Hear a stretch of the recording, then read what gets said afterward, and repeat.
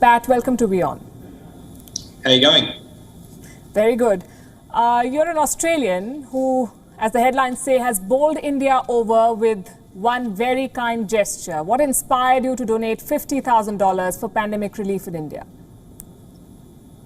Well, first of all, we're in the middle of the IPL, which is happening here in India, and the situation outside isn't great. So, a few things. India have been so good to me over the years. The people are so kind, and hold a really dear place in my heart. So, feel like I try and help us, do my little bit. It's not a great situation at the moment. So anything we can do to help. Much appreciated. You're already a star. Now you're a hero for so many in India. Did you expect the kind of response that you got after your announcement? No, not really. It's been quite overwhelming. Just trying to do it to help out a little bit, and the response by cricketers and people outside the cricket community has been huge. So as much as the money, hopefully awareness, helping people to stay home and keep up the morale in a really tough time, makes a bit of a difference. It does. Why did you choose the PM Cares platform to make your donation? I was just chatting to a couple of the guys here at Kolkata Knight Riders. They've had a huge. They've been really generous in their donations to the PM Cares Fund over the last year or so. Shahrukh, donated himself here, so they just suggested that was the way to go. So chatting to a few people back home in Australia who are keen to help out as well. We might try and set up something in the next few days over there to direct a few more resources to some charities over here. But that was where I chose to go initially. Right. I'm also sure you're aware that the IPL is facing calls for suspension from certain sections, given the situation that India finds itself in. KKR Captain Morgan said that the IPL should go on as long as it does not hamper the country's fight against the pandemic. What do you think? Will stopping the IPL help? I don't think so. Doing everything we can to make sure we don't take any resources, out of the front line. I think, of course, there's going to be there's an aspect that us playing every night for 3 or 4 hours hopefully contributes to maybe people staying home or if not, at least being part of a routine that people can help them get through each day. So I don't think ending the IPL is the answer. But of course, it is only cricket. It's not important in the scheme of everything else. Do you find it odd that you as an Australian have made this donation, but a lot of your Indian counterparts have not that we know of? Yeah, I mean, I just did what I wanted to do. Obviously, everyone can do whatever they want. I'm sure some people are helping out in ways, not publicly as well. So, I'll keep doing what I can.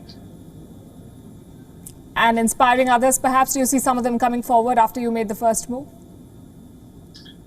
Yeah, potentially. I think we're really lucky in the position we are to have such a big voice and such a big impact. So, of course, I felt a bit of a responsibility to try and do my bit and continue to do so.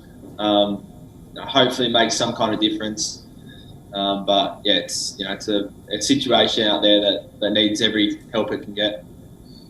Pat, what does it feel like being part of such a high-octane cricket tournament in the present circumstances? I know you're in a bubble, but how do you create that mental bubble? I think last year, gave us a good insight into compartmentalise the cricket side of things, and then also life inside the bubble. But we're used to it now. It's kind of a year in. We feel really lucky that we're able to play in the current circumstances. And I understand that, because we as spectators also miss the crowds. When we watch the IPL at home, we hear canned cheers and the ambience on TV. But we know that you're playing in front of empty stands. What's it like? Do you miss the thrum of a stadium full of people? Of course. Yeah, there's nothing like the adrenaline rush when there's a full stadium packed out. I mean, here Ahmedabad. It's an incredible stadium, 120,000 people, and it's empty. So it's a bit of a different feeling. I think they've done well. You see the signage, the screens around the outside, the crowd noises. So there certainly is some atmosphere. But of course, we miss the screaming fans. Kolkata playing at Eden Gardens in front of a packed house. There's nothing like that. Matt, you've seen more than your share of struggles. You've seen what injuries can do to a player and how you overcome this. And this pandemic has been a sort of a collective experience for people going through a difficult phase. How has it changed you as a person? I think my injuries, pale in comparison to anything that's going out there at the moment. You just got to take it day by day. You can't think too far ahead. You just got to overcome the immediate, what's in front of you. So, I guess I'm trying to stay a bit more present and just live for each day, try and do your bit each day, and it all adds up in the end. Right. Let's talk about cricket, and I'm not an expert, but I have some questions for you. What are some of the moments that you remember from your time playing in India, because you've often called India second home, some of your best memories? Yeah, spent a lot of time over here. I think my first taste of IPL was with Kolkata as well in 2014, and we won the tournament that year. I think I played 1 or 2 games, but just standing on the sideline, especially for the final, incredible scenes. We flew back to Kolkata. We had a packed stadium just as we did a lap of honour. The streets were lined with hundreds of thousands of people. I mean, it's crazy that you can fly to the other side of the world and you've got such big support.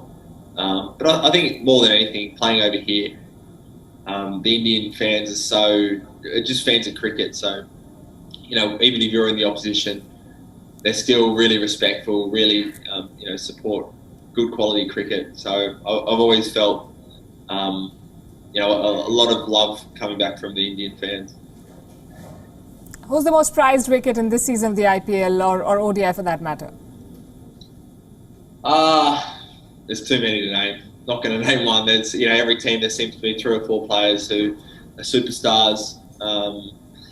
It's great that you have not only your Indian superstars, but each team has 1 or 2 captains or international, experienced players. So plenty going around. No names. No names. Okay. The toughest batsman to bowl to from the current pool of players? Again, no names. There's too many. Each team has a couple of guns in each time. Every season, there's always 1 or 2 new up-and-comers who kind of light up the tournament. So, no names. Name a historic cricket match that you would have loved to play in. There's quite a few. I think the 1999 Cricket World Cup, Australia semi-final, off the last ball, that gets replayed a lot. Your first memory of playing cricket? Just in the backyard. I've got 2 older brothers, so as soon as I could walk, I was chasing them around the backyard, swinging the bat. That sounds like fun. What's on your reading list? A bit of everything. I've read a few novels, a bit of non-fiction. I read a finance book the other day, trying to read a few old classics. I've been pretty lazy this tournament so far. I haven't read too much. You don't give names at all. My final question to you, for your fans who are watching you and others who are watching you from in India today and elsewhere, what's your message to them as they deal with the pandemic on a personal and perhaps even a social level? I think just don't underestimate the impact that you can have individually. It might not feel like you're doing a lot just by staying home, but that's having a huge impact. When you do, leave the house, make sure you're wearing a mask, socially distance, sanitize your hands, try and make sure all your friends and people around you are doing the same thing. It's not going to be forever, but just hang in there. We're all thinking you. It's obviously a really tough time. Hopefully we get through this and, just thinking of you. Pat Cummins, thanks very much for being with us. All the best to you. Thanks. WION is now available in your country. Download the app now and get all the news on the move.